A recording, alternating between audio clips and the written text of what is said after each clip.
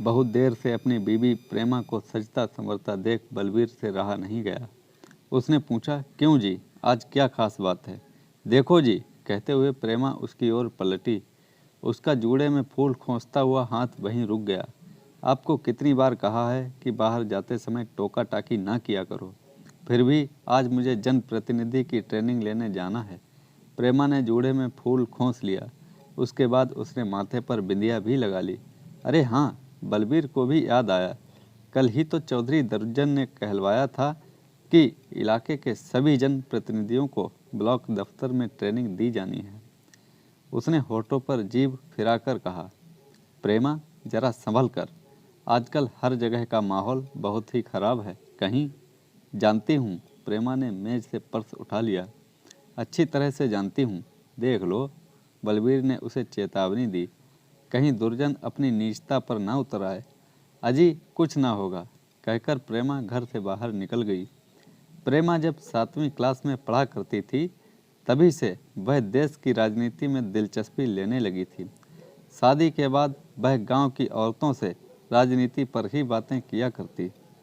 कुरेद कुरेद कर वह लोगों के ख्याल जाना करती थी। इस साल के पंचायती चुनाव में सरकार ने औरतों के लिए कुछ रिजर्व सीटों का ऐलान किया था। प्रेमा चाहकर भी चुनावी दंगल में नहीं उतर पा रही थी।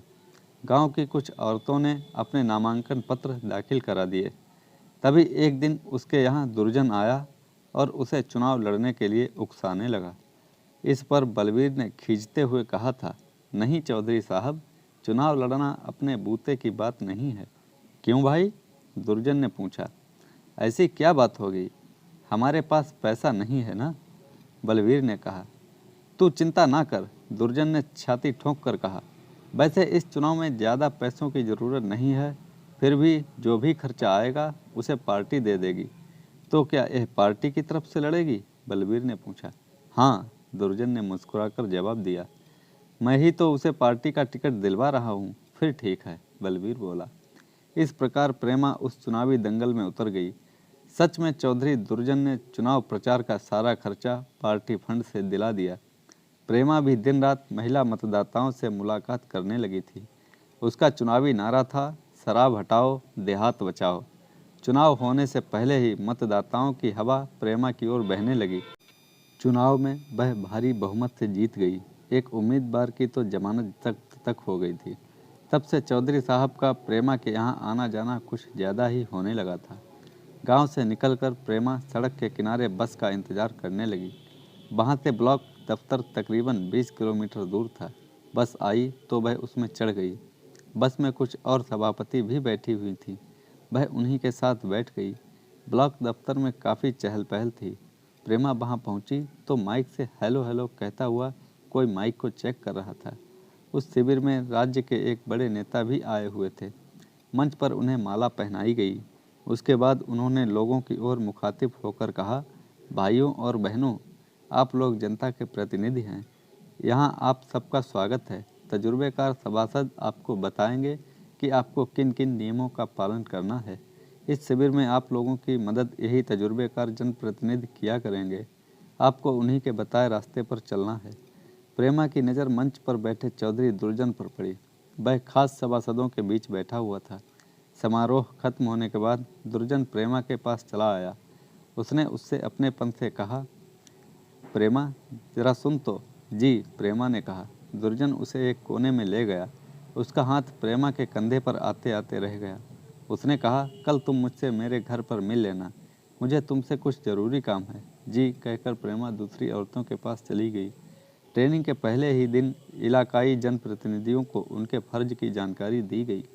राज्य के एक बूढ़े सभासद ने बताया कि किस प्रकार सभी सभासदों को सदन की गरिमा बनाए रखनी चाहिए। उसके बाद सभी चाय नाश्ता करने लगे। दोपहर बाद प्रेमा ब्लॉक दफ्तर से चली आई। उधर दुर्जन को याद आया कि जब पहली बार उसने प्रेमा को देखा था, उसी दिन से उसका मन डगडगाने लगा था। उसे पहली बार पता चला था कि देहात में भी हूरें हुआ करती हैं। आज दुर्जन बिस्तर से उठते ही अपने ख्यालों को हवा देने लगा। उसने दाढ़ी बनाई और शीशे के सामने जा खड़ा हुआ। 60 साल की उम्र में भी वह नौजवान लग रहा था। आज दुर्जन की बीवी पति के मन की थाह नहीं ले पा रही थी। ऐसे तो वह कभी भी नहीं सचते थे, आखिरकार उसने पूछ ही दिया, क्यों जी, आज क्या बात हो गई? क्या मतलब है तुम्हारा? दुर्जन ने मासूम बनते हुए पूछा। आज तो आप कुछ ज़्यादा ही बन-ठन रहे हैं। अरे हाँ, दुर्जन ने मूँछों पर ताव देकर कहा। आज मैंने 2-3 सभासदों को अपने घर पर बुलाया है। उनसे पार्टी की बातें करनी हैं। फिर उनकी खातिरदारी कौन करेगा? चौधराइन ने पूछा। हम ही कर लेंगे, दुर्जन ने लापरवाही से कहा। उन्हें चाय ही तो पिलानी है ना, मैं बना दूंगा। ठीक है। चौधराइन भी बाहर जाने की तैयारी करने लगी। चौधराइन के बड़े भाई के यहाँ गांव में पोता हुआ था, उसे उसी खुशी में बुलवाया गया था। चौधराइन पति के पास आकर बोली, मैं जा रही हूँ। ठीक है। दुर्जन सिंह ने उसे सड़क तक छोड़ने चल दिया। जब मन करे तब चली आना। अब दुर्जन घर में अकेला ही रह गया।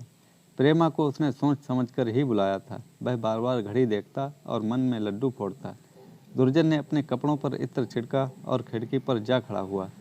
सामने से उन्हें अपना नौकर मोर आता दिखाई दिया। दुर्जन ने उससे पूछा, हाँ भाई, क्या बात है? मालिक, नौकर ने कहा, कल रात जंगली जानवर हमारी फसल को बर्बाद कर गए हैं। वह कैसे? वे मक्के के खेतों को नुकसान पहुंचा गए हैं, मोर ने बताया। मैंने बहुत हाँक लगाई, तब जाकर कुछ फसल बच पाई। तू इस समय चला जा, दुर्जन ने बात को टालते हुए कहा।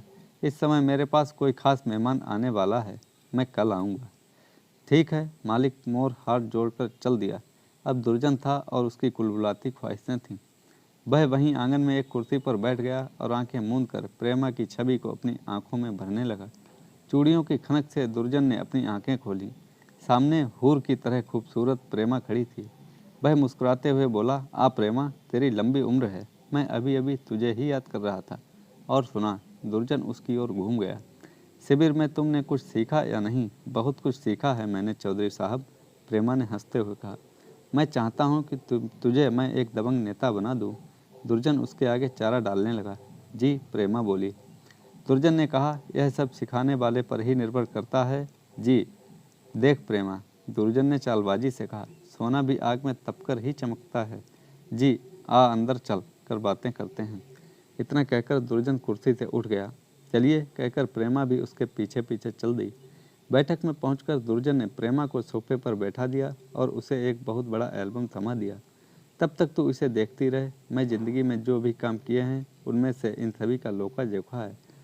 तुझे बड़ा मज़ा आएगा। आप भी बैठिए ना, प्रेमा ने कहा। मैं तेरे लिए चाय नाश्ते का इंतजाम करता हूँ, दुर्जन ने कहा। चौधराइन जी नहीं है क्या? प्रेमा ने पूछा। अचानक ही आज उसे मायके जाना पड़ गया, दुर्जन ने बताया। दुर्जन रसोई घर की ओर चल दिया। प्रेमा एल्बम के फ़ोटो देखने लगी। तभी दुर्जन एक बड़ी प्लेट में ढेर सारी भुजिया ले आया और उसे टेबल पर रख दिया। साथ ही दुर्जन ने टेबल पर 2 गिलास और एक बोतल दारू रख दी। उसे देखकर प्रेमा बिदक पड़ी। आप तो, अरे भाई, यह विदेशी चीज़ है, दुर्जन मुस्कुरा दिया। यह लाल परी मीठा मीठा नशा दिया करती है। तो आप शराब पियेंगे? प्रेमा ने तल्खी से पूछा। मैं कभी कभी ले लेता हूँ, दुर्जन गिलासों में शराब उड़ेलने लगा। यह तो अच्छी बात नहीं है चौधरी साहब, प्रेमा नाक भौं सिकोड़ते हुए बोली। प्रेमा रानी, इतना कहकर दुर्जन का भारी भरकम हाथ प्रेमा के कंधे पर आ लगा। प्रेमा ने उसका हाथ झिड़क दिया और बोली, आप तो बदतमीजी करने लगे हैं। दुर्जन ने शराब का घूंट भरकर कहा, इसे पीकर मैं तुम्हें एक ऐसी बात बताऊंगा कि तुम भूल नहीं पाओगी। रातों रात आसमान को छूने लगोगी। प्रेमा चुप ही रही। दुर्जन ने उससे गुजारिश की, लो कुछ घूंट तुम भी ले लो, दिमाग की सारी खिड़कियां खुल जाएंगी। मैं तो इसे छूती तक नहीं, प्रेमा गुस्से से बोली। लेकिन हम तो इसे गले लगाए रहते हैं, दुर्जन उसे बरगलाने लगा। प्रेमा ने नफरत से कहा, लानत है ऐसी जिंदगी पर। देख, दुर्जन के हाथ उसके कंधों पर फिर से जा लगे। तू मेरा कहा मान, मैं तेरी राजनीतिक जिंदगी संवार दूंगा। इतना सुनते ही प्रेमा दहाड़ उठी। आप जैसे पिता की उम्र के आदमी से मुझे इस तरह की उम्मीद नहीं थी, मगर तब भी दुर्जन के हाथों का दबाव बढ़ता ही गया। प्रेमा शेरनी से बिजली बन बैठी। जैसे उसने एक ही झटके में चौधरी के हाथ को एक और झटक दिए और दहाड़ी, मुझे मालूम ना था कि आप इतने गिरे हुए हैं। दुर्जन खिसियाई आवाज़ में बोला, राजनीति का दलदल आदमी को दुराचारी बना देता है। तू मेरा कहा मान ले, तेरी 5 उंगलियां घी में रहेंगी, तुझे लोग याद करेंगे। नहीं, प्रेमा जोर से चीख उठी, मैं अपने ही बूते पर एक दबंग नेता बनूंगी। इसके बाद वह झट से बाहर निकल गई। दुर्जन सिंह को लगा जैसे उसके हाथ से मछली फिसल गई हो। तो दोस्तों, कैसी लगी ये कहानी? लाइक करें, कमेंट में बताएं और चैनल को सब्सक्राइब